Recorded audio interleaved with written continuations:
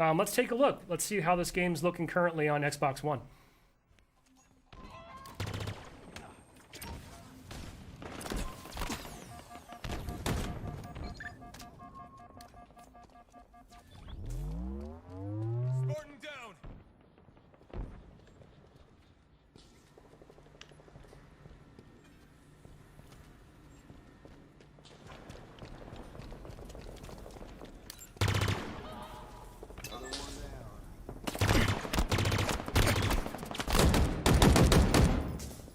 Sam, clearly we're looking at a little Slayer match here on Bazaar, one of our new maps.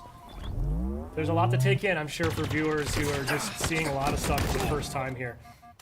Yeah, I can't remember if we've shown things like the pulse carbine being used in first person. I think it was briefly shown in the multiplayer trailer, and I think this is the first time we've shown first person view of someone walking around in Bazaar. I think it has. We're also right now kind of getting a look at the friend and foe system that we've discussed in some of our blogs in the past. This is kind of moving away from forcing players into red and blue, allows us to kind of maintain that unique armor customization that's become a greater focal point for Halo Infinite.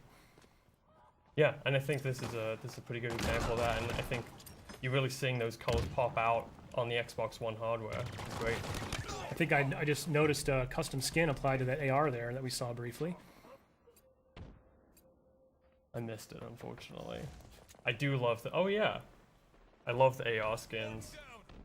It's kind of nice being able to customize your starting weapon. It's the one you're going to see most often, so I like to have mine looking sharp. Now, internally, from a development and playtest perspective, I mean, obviously we've got the teams focusing on all platforms and all builds, and it's safe to say that we've got folks truly getting sweaty on Durango, on Xbox Series X and S, and low, medium, and high PC specs as well, right? Yeah, so obviously, as I said before, we can't cover every PC spec out there, but we try to have a good range within our testing, and we have folks playing on Xbox Ones regularly, myself included. I try and playtest on Xbox One as much as possible, because it's a really important thing for us to support and make sure it's looking good. Yeah, it really is awesome that we're able to kind of bring that audience forward with us, right? I mean, we know there's obviously a large amount of Xbox One players out there, especially as, you know, frankly, some people I think are still eager to acquire a new console, and with some of the supply chain issues that have come around during the pandemic, not necessarily easy for everyone. So, you know, thankfully I'm not one of the engineers. I can't imagine it's necessarily a trivial undertaking to be able to scale so smartly across different hardware, but I gotta say, shaping up super nice, and really looking forward to getting some feedback from Xbox One players after this weekend. Yeah, absolutely.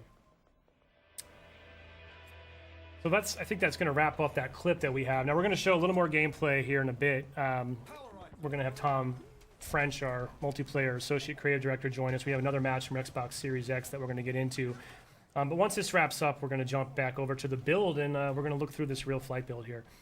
By the way, I heard you're a real Needler fan. Is that true?